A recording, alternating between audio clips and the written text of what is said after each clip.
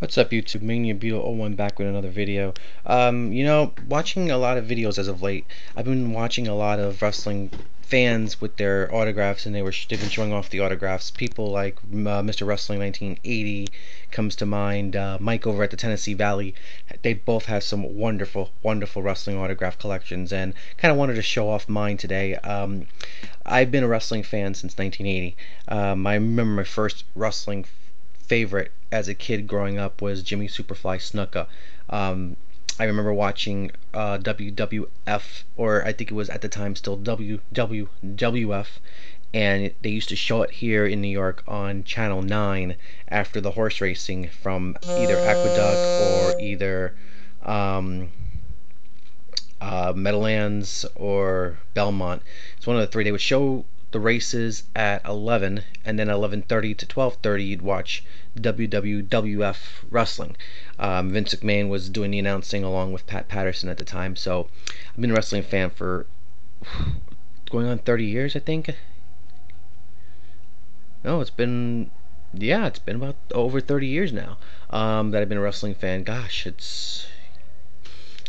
time flew by, man. I went through the whole 80s, the 90s, the wrestling today, which I hate to sound like one of those guys who think everything in the past was better, but today's wrestling can't hold a candle to the stuff I watched in the 80s with Hogan, Flair, the Andersons, Piper, Savage, Steamboat, even to the 90s where you saw people like Sting and Austin and The Rock. I mean, the stuff you see now, it's not as good in my opinion as it was back then. But I could do a whole nother video on my views on professional wrestling today.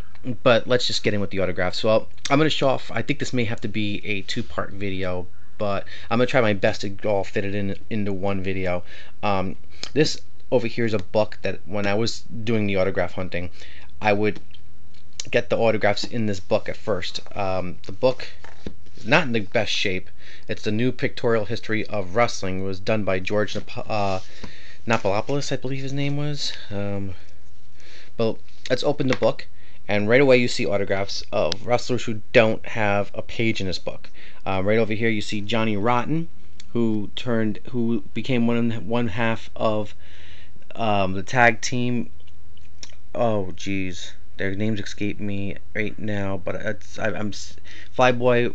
It's Rocker Rock and Johnny. Oh, geez, I can't believe I forgot the name now. Alzheimer's kicking in. Moving on. That's Taz. He was doing an independent show in the early '90s, and he was still wrestling under Tazmaniac. And at the time when I met him, he was probably one of the nicest wrestlers I've ever met. I've heard horror stories about Taz, but he was really nice to me at the time. That's Tommy Dreamer. Dreamer was doing the same show. It was the UWF, I think it was, based out of Mount Vernon. That's the Godfather Tony Capone, who was also the promoter for that organization. Johnny Grunge, that's who this is. Public Enemy is the tag team. There we go. See, after a few minutes, the Alzheimer's disappears. Skull Von Kraus, who was a probably a prelim wrestler. There's Steve Lombardi, the Brooklyn Brawler. Jackknife Johnny, who was a independent wrestler. Paul Roma, one half over here, you signs the Glory, so he was tagging at the point with Hercules when they were Power and Glory. Mr. Haiti, who was a midget wrestler. Xavier Cross, who I don't remember who that is. The Condor, another independent wrestler, and the Rochester Roadblock, who I think also got a shot in WCW at one point. So we're moving on here. Should have had all these wrestlers, at least the pages, clicked over, so I could have just gone through the autographs. As you can see, this book has a lot of autographs. There's Steamboat, Sting.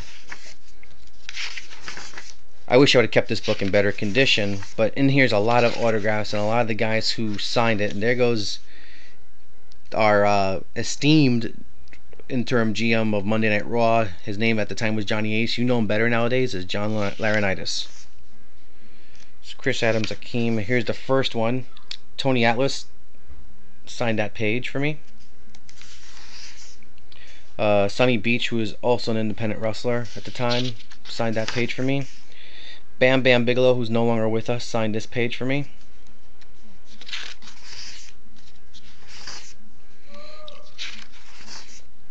One of my all-time absolute favorites, Cactus Jack. Funny story, he signed this for me at a remote.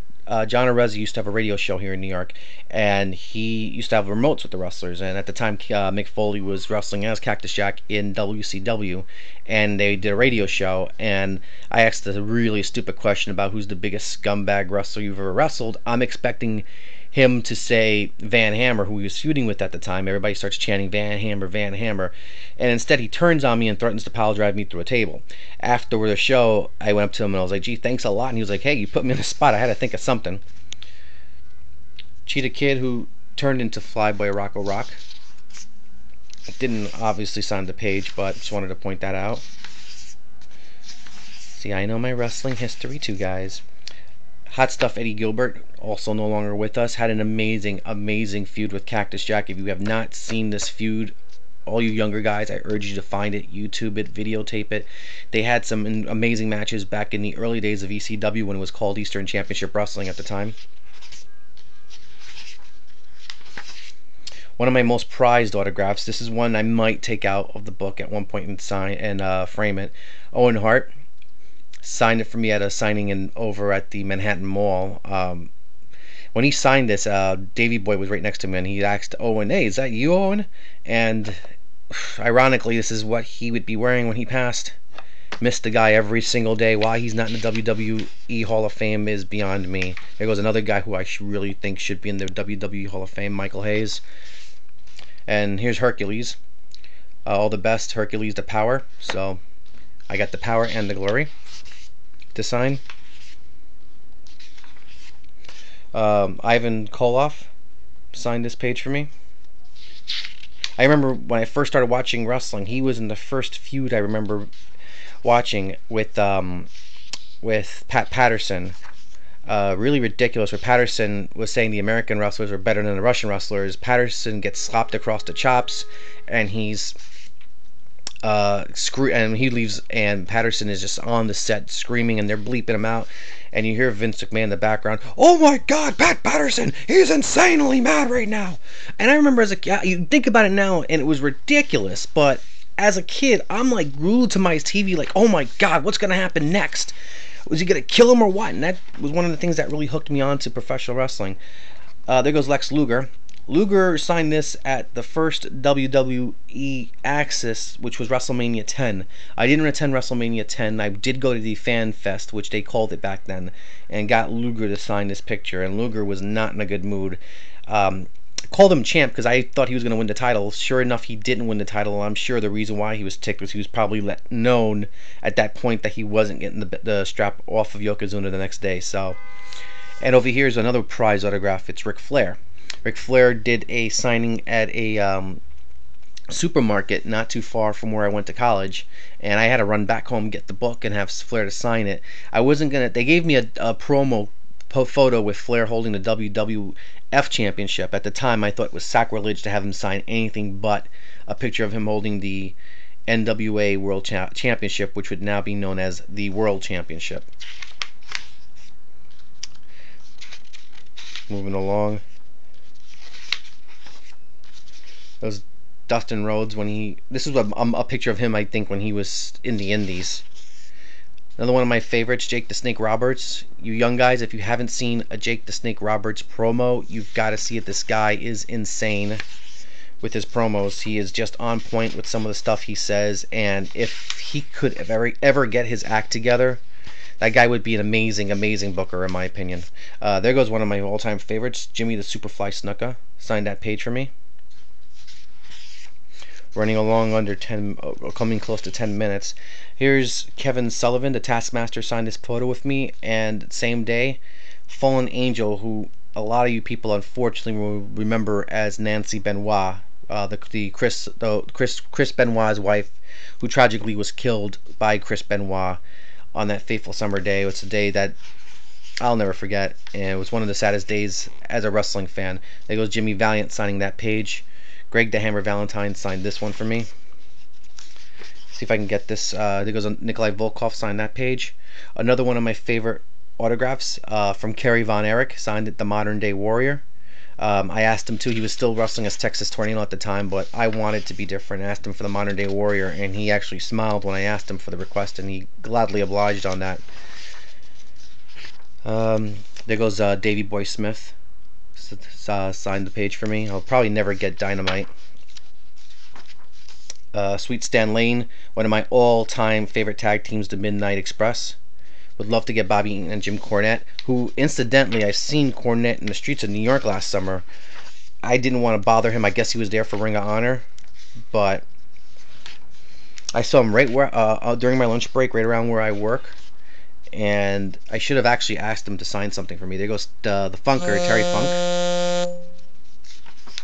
And since I'm using my cell phone for this, you can hear people paging me. Polish Power, Ivan Putski. Bruno Sammartino. And I'm going to actually stop the video now. There goes Paulie Dangerously, Tony Rumble, who is an independent manager. Right now, because I think I'm probably running out way over time. There goes another one of my favorites, Sherry Martel, Sensational Sherry. And I'll continue this video. There goes Johnny Valiant. I'll continue this video from where I left off over here with the 8x10s I have. So be sure to look for that.